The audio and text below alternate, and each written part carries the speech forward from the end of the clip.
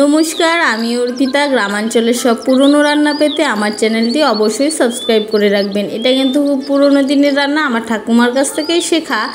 আমাদের গ্রামাঞ্চলের সব ছোটোখাটো অনুষ্ঠানে কিন্তু এভাবেই আমরা আলু দিয়ে মাছের ঝোলটি করে থাকি।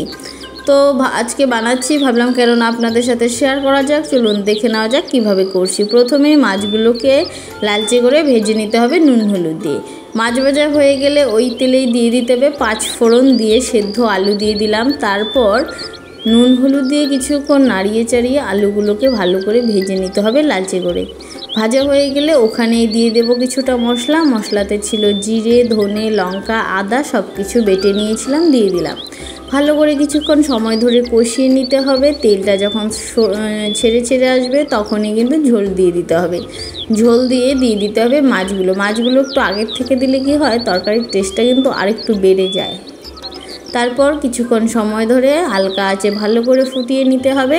সাইডে যখন তেলটা ছেড়ে আসবে তখন বুঝতে হবে হয়ে গেছে। তারপর সামান্য পরিমাণ গরম মশলা দিয়েই নামিয়ে নিতে হবে। দারুণ খেতে হয়, এভাবে একবার অবশ্যই ট্রাই করবেন।